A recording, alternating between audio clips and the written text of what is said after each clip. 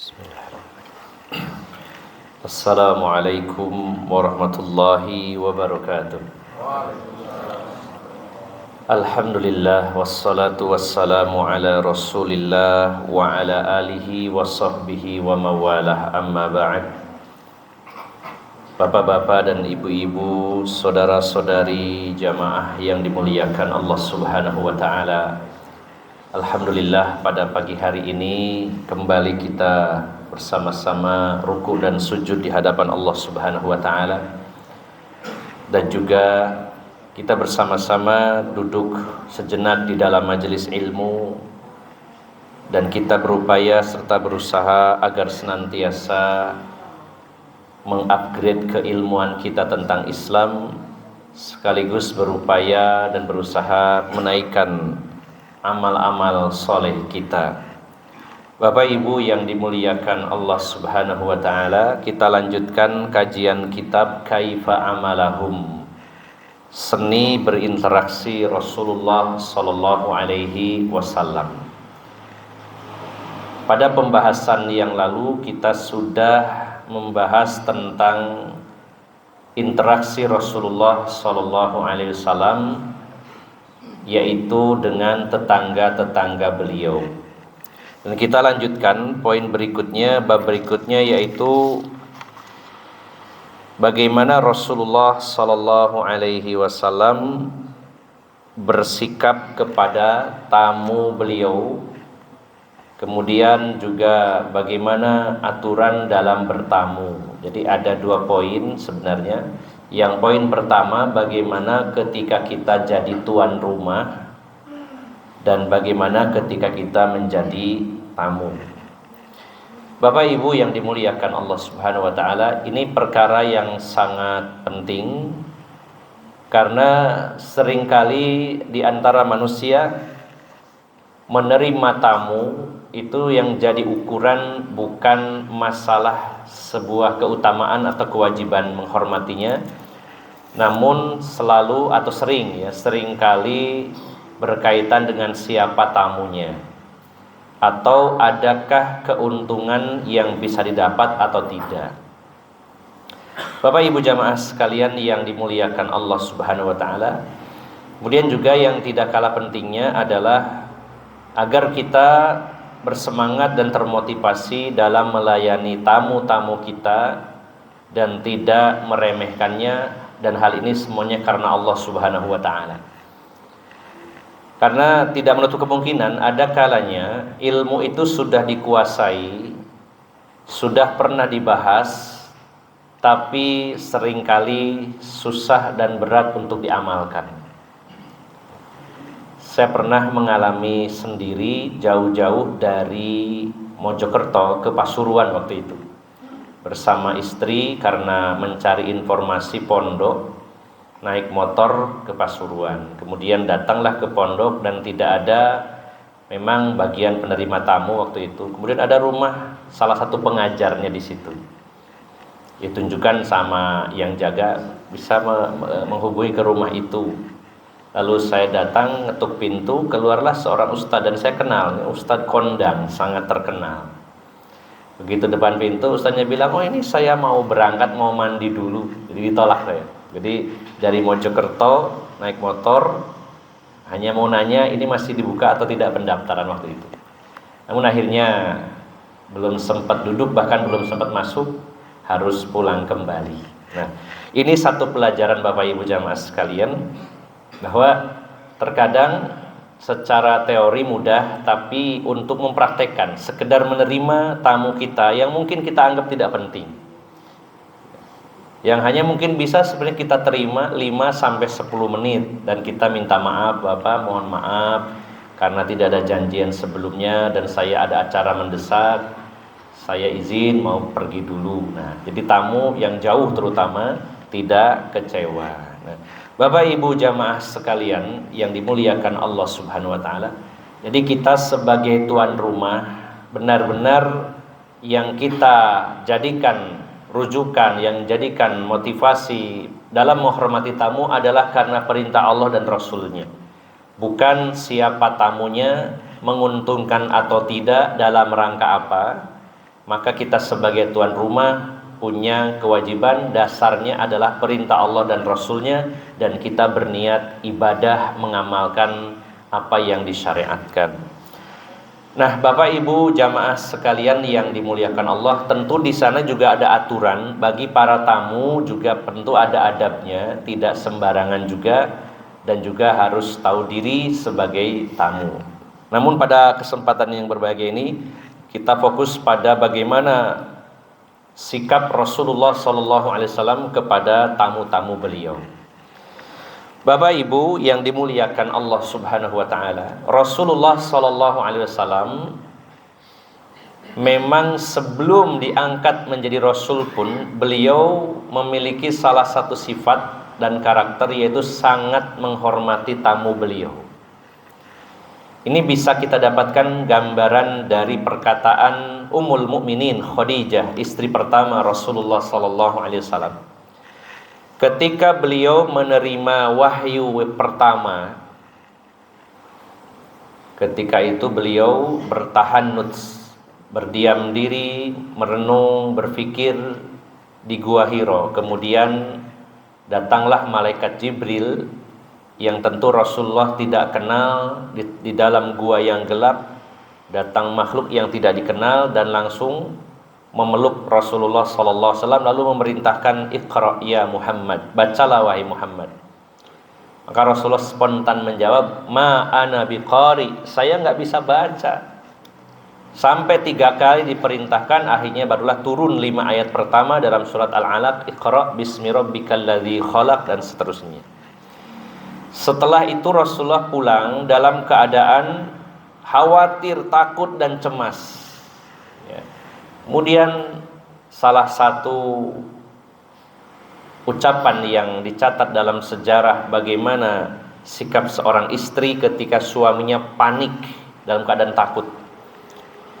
Maka Khadijah mengatakan di antara kalimat-kalimat itu, wahai suamiku, bukankah Anda ini orang yang baik? Anda adalah orang yang selalu menyambung tali silaturahim.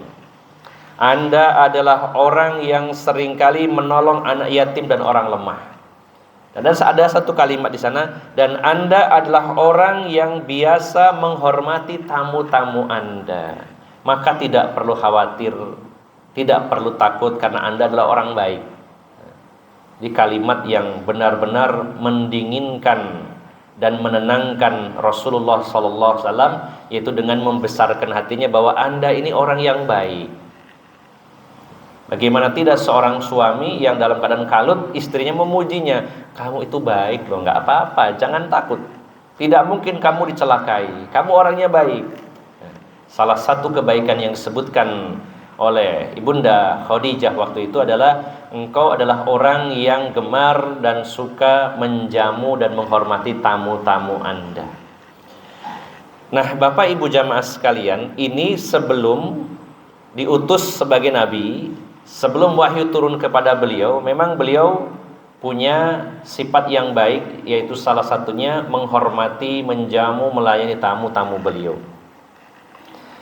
Maka setelah beliau menjadi rasul, di antara sifat yang sangat menonjol pada diri Rasulullah, dan ini yang kalau kita pikir-pikir ini bukan perkara mudah. Kita mengatakan ingin mencontoh Rasulullah, tapi ternyata tidak mudah. Salah satu halnya adalah sifat utama yang dimiliki Rasulullah adalah dermawan.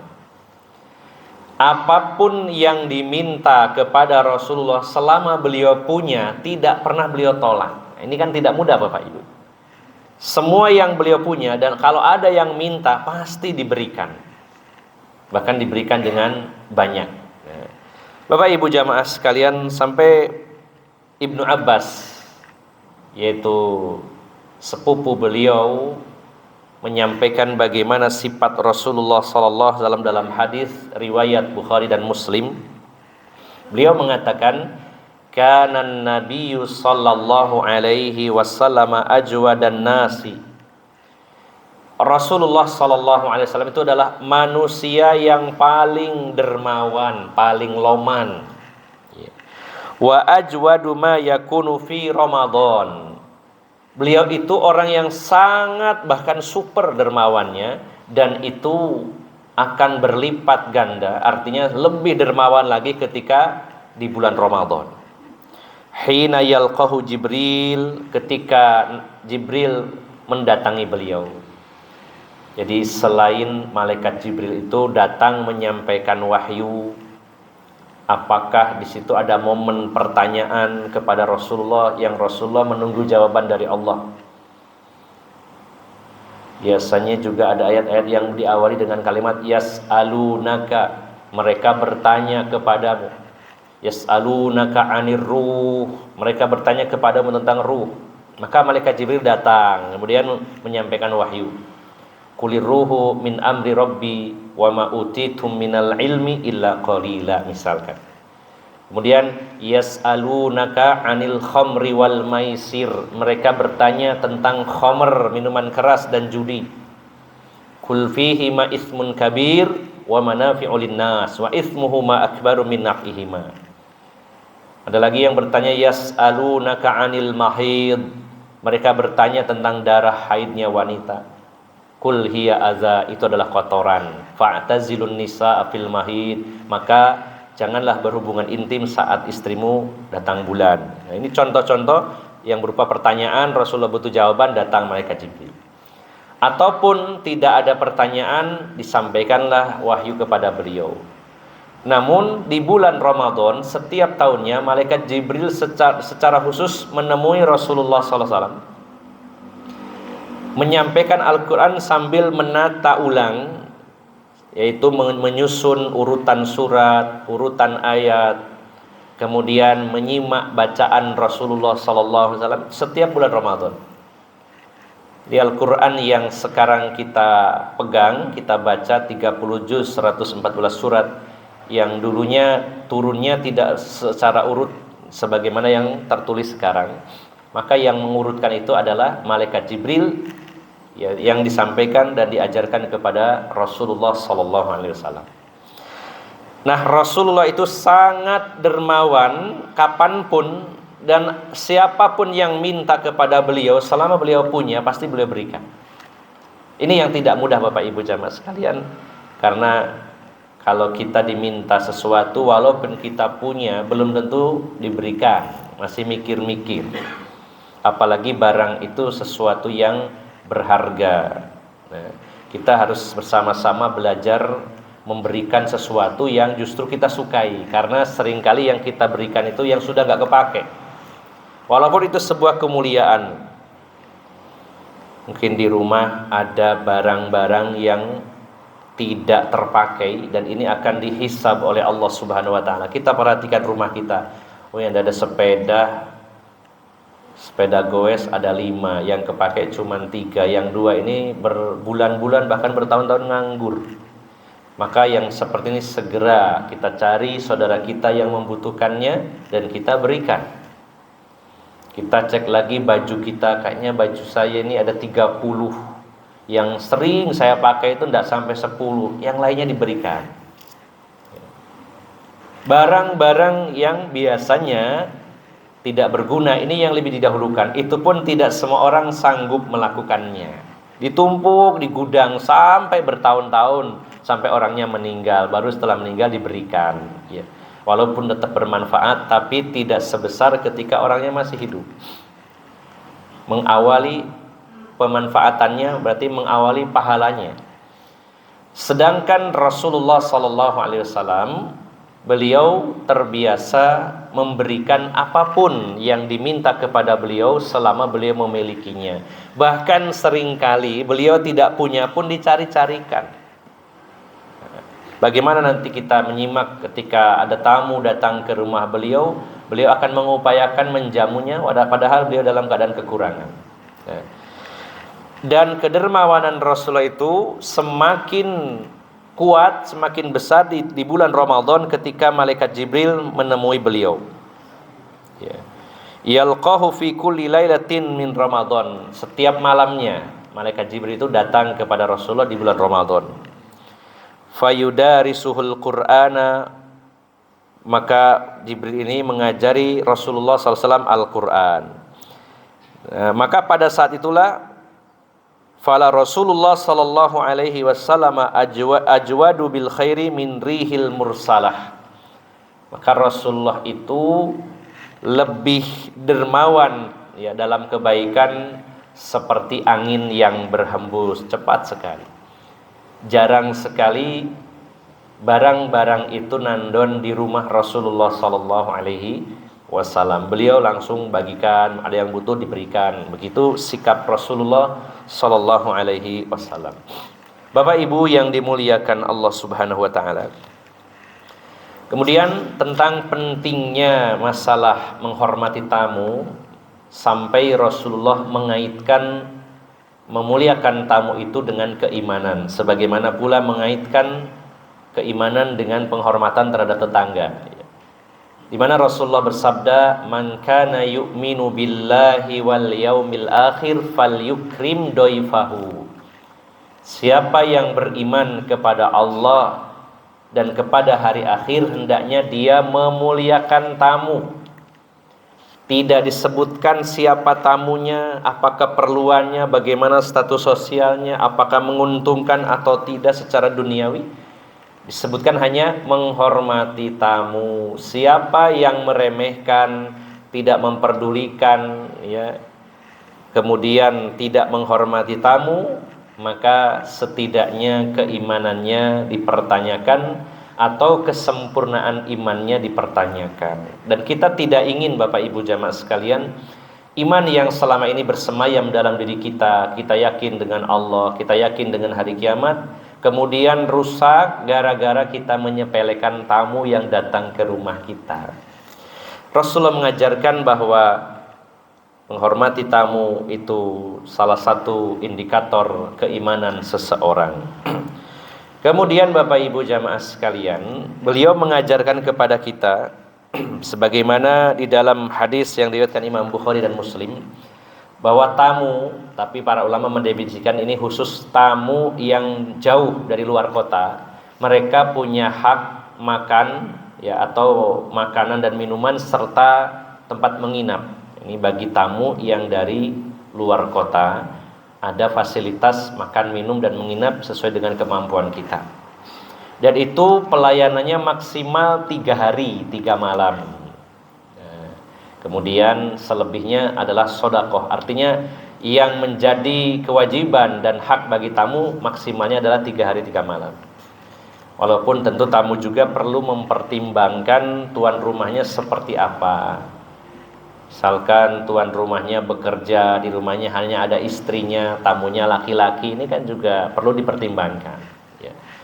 Namun secara hak jika memungkinkan, maka haknya mereka adalah 3 hari 3 malam. Lebih dari itu adalah sedekah kepada tamu tersebut. Kemudian Bapak Ibu jamaah sekalian yang dimuliakan Allah Subhanahu wa taala, Rasulullah SAW menerima tamu dan tetap murah hati walaupun beliau dalam keadaan kekurangan dan kesulitan, sebagaimana kisah yang cukup panjang, yaitu kisahnya Al-Miqdad bin Amir ketika beliau bertamu ke rumah Rasulullah SAW. Jadi waktu itu Al-Miqdad bin Amir sangat lapar. Bahkan beliau sampai mengatakan, saya dan teman saya hampir buta dan tuli saking laparnya. Dulu kondisi dulu memang sangat luar biasa. Bahkan Rasulullah SAW ini sering kali dapur beliau tidak mengepulkan asap, artinya tidak masak.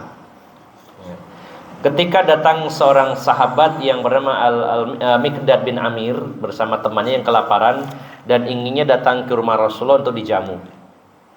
Ini juga salah satu kebiasaan Rasulullah dan para sahabat, bolehnya berkunjung ke teman-temannya, sebagaimana beliau pernah keluar rumah, kemudian waktu itu beliau sedang lapar, tidak ada makanan sama sekali, yuk kita berkunjung ke rumah teman kita. Maka di tengah jalan Rasulullah bertemu dengan Abu Bakar, dengan Umar yang bergabung dengan Rasulullah SAW. Jadi biasa ya jalan-jalan ke rumah teman, dan karena tahu bahwa pada saat itu para sahabat sudah paham ilmunya, kalau ada tamu pasti dijamu. Jadi kalau pas nggak ada makanan, jalan-jalan ke rumah teman. Kalau yang dikunjungi 3 orang udah lumayan. Ya, boleh, ya boleh. Kalau memang benar-benar ya tidak ada makanan, tidak ada yang bisa dikonsumsi, ini adalah sunnah, boleh bermain ke rumah teman-temannya. Namun teman di sini karena para sahabat sudah paham, pastinya dijamu kalau ada, gitu ya. Jangan sampai niatnya dijamu tapi dapat angin, sama saja jelas capek. Nah, kebiasaannya memang begitu Rasulullah dan para sahabat. Maka Al-Miqdad bin Amir ini datang ke rumah Rasulullah sallallahu alaihi wasallam dan mengatakan, "Ya Rasulullah, saya kelaparan sekali wahai Rasulullah." Nah, ketika itu Rasulullah sallallahu alaihi wasallam ya akhirnya mengajak ke rumah Rasulullah sallallahu alaihi wasallam, dan Rasulullah tidak punya makanan, tidak punya sesuatu yang disuguhkan, tapi punya 3 ekor kambing, 3 ekor domba yang ada air susunya. Kemudian Rasulullah perintahkan itu ada susunya, kamu peras sendirilah nanti, disiapkan. Diperaslah oleh Al-Miqdad bin Amir ini, kemudian hasil perasannya ini dibagi 3 untuk dirinya, untuk Rasulullah dan temannya tadi. Nah, ternyata Rasulullah ada keperluan mendadak dan harus pergi sebentar. Nah, Al-Miqdad karena lapar, wah ini ada susunya Rasulullah, jatah saya sudah habis, maka diminum juga oleh dia gitu. Dan setelah diminum, menyesalnya luar biasa. Ini kan jatahnya Rasulullah SAW, kenapa saya minum? Sudah membayangkan ini bagaimana nanti Rasulullah. Ketika Rasulullah datang mau minum kok nggak ada, maka Rasulullah berdoa. Sebenarnya doanya adalah minta rezeki. Ya Allah, berilah makan orang yang memberi saya makan, berilah minum orang yang memberi saya minum, gitu ya. Tapi Al-Miqdad waktu itu sudah karena panik, waduh ini saya didoakan buruk kayaknya Rasulullah karena minuman Rasulullah saya minum, gitu. Rasulullah tidak marah, hanya berdoa, dan doanya tidak diketahui oleh Al-Miqdad. Hanya Al-Miqdad tahu, wah Rasulullah berdoa mungkin marah kepada saya, mendoakan keburukan, waduh ini belain ini.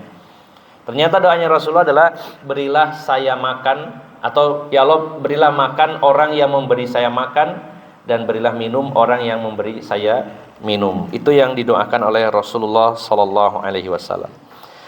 Nah, ternyata setelah itu Bapak Ibu jamaah sekalian yang dimuliakan Allah Subhanahu wa taala, nah, ternyata setelah doanya Rasulullah sallallahu alaihi wasallam itu, air susunya kambing yang sudah habis tadi tiba-tiba terisi kembali. Dan tanpa diperintah oleh Rasul, Al-Miqdad akhirnya memeras lagi. Oh, kok banyak sekali ini air susunya. Bahkan dalam hadis tersebut, air susunya melimpah dan sampai dikirimkan ke istri-istri Rasulullah yang lainnya. Dan setelah itu barulah dihidangkan kepada Rasulullah dalam keadaan malu dan mengatakannya, Rasulullah mohon maaf, tadi jatah jenengan saya minum, sekarang saya ambilkan lagi. Oh, enak ya. Diambilkan karena setelah didoakan Rasulullah SAW, dan Rasulullah tidak marah. Dan hanya mengatakan, nah ini semoga Allah beri makanan orang yang memberi saya makan, dan semoga diberi minuman orang yang memberi minum saya, dan orangnya adalah kamu ya. Semoga kamu dapat makanan dan minuman karena telah memberi makan dan minum saya. Pelajaran yang diambil dari riwayat ini Bapak Ibu jamaah sekalian, beliau dalam keadaan susah, dalam keadaan sulit, namun beliau menerima tamu beliau. Bahkan dalam kisah yang sangat terkenal, ada seorang tamu datang ke rumah Rasulullah SAW dan dalam keadaan lapar dan haus, maunya dijamu oleh Rasulullah. Ketika beliau bertanya kepada Ibunda Aisyah, wahai Aisyah, ada makanan enggak? Enggak ada Rasulullah. Kalau begitu tolong para sahabat tanya ke istri-istri saya yang lain, ada makanan atau tidak, barangkali ada makanan. Diurut satu-satu, enggak ada sama sekali. Luar biasa. Ketika beliau wafat, istri beliau 9, dan 9-9-nya rumahnya nggak ada makanan. Benar-benar nggak ada stok sama sekali, yang matang maupun yang mentah. Bahkan nggak ada uang. Kalau nggak ada yang matang, nggak ada yang mentah, kan bisa beli kalau ada uang. Nggak ada. Maka kalau begitu Rasulullah akhirnya menawarkan kepada para sahabat, siapa di antara kalian yang mau menjamu tamu saya? Sehingga akhirnya ada kisah seorang sahabat yang miskin yang membawa tamunya ke rumahnya, yang mana makanan itu cuma cukup untuk sekali makan untuk anak dan istrinya, yang akhirnya ketika mau makan lampu padam dan pura-pura makan ya. Mungkin pernah dengar kisah ini. Orang ini menjamu tamunya hanya cukup untuk tamunya saja, karena itu makanan untuk dirinya dan keluarganya cuma satu kali makan. Semuanya diserahkan kepada tamunya, dan dia hanya mengambil piring kosong, pura-pura lampunya kesandung mati, kemudian mempersilahkan, silahkan dimakan. Maka sahabat ini makan piring kosong bersama istrinya, pura-pura untuk menyenangkan tamunya. Tamunya sampai kenyang. Orang inilah yang akhirnya ketika datang ke masjid sholat subuh bersama Rasulullah, dirangkul oleh Rasulullah SAW, dan Rasulullah begitu berbahagia mengabarkan, tadi malam malaikat Jibril datang kepadaku mengabarkan tentang apa yang kamu perbuat. Ini sebuah gambaran dari Rasulullah dan para sahabat yang mana mereka sangat kekurangan tapi tetap menghormati tamu-tamu mereka. Maka Bapak Ibu jamaah sekalian, adapun kita pada hari ini, alhamdulillah Allah berikan kelimpahan rezeki, tidak sampai kelaparan, tidak sampai kehabisan stok makanan. Kalaupun tidak ada stok makanan, ada uang yang bisa kita belanja untuk menjamu tamu kita. Maka kalau ada tamu, apalagi sudah mengabari, nanti saya mau bertamu jam sekian, bisa apa tidak? Oh monggo. Pastinya kita harus sudah mempersiapkan sesuai kemampuan kita semaksimal mungkin. Buatlah tamu kita bahagia dengan penghormatan kita, bukan dengan kemewahan, bukan dengan banyaknya makanan, tapi keseriusan kita dalam menghormatinya, keramahan kita dalam menerimanya dengan tangan terbuka, itu sangat membahagiakan tamu-tamu kita. Dan bahkan Rasulullah SAW biasa ngobrol cukup lama, tertawa dengan tamu-tamu beliau. Bahkan beliau pun pernah menerima tamu non-muslim yang dijamu oleh Rasulullah SAW, kemudian menginap dan besoknya langsung masuk Islam. Luar biasa Pak. Bayangkan, tamunya non-muslim, hanya semalam paginya sudah masuk Islam. Itu menunjukkan bagaimana sikap Rasulullah yang sangat hebat. Dan kita sebagai umatnya berupaya menapak tilas mengikuti jejak Rasulullah Muhammad SAW. Mari mulai hari ini, yang mungkin insya Allah Bapak Ibu sudah selama ini pun demikian, namun kita kembali semangati diri kita. Kalau kita ingin berdampingan di surga dengan Rasulullah SAW, kita harus benar-benar serius mencontoh dan meneladani beliau. Salah satunya dalam antusiasme dan kesigapan kita dalam menerima dan melayani tamu-tamu kita semuanya. Demikian Bapak Ibu jamaah sekalian, semoga bermanfaat dan mohon maaf atas segala kekurangan. Billahi taufiq wal hidayah. Wassalamualaikum warahmatullahi wabarakatuh.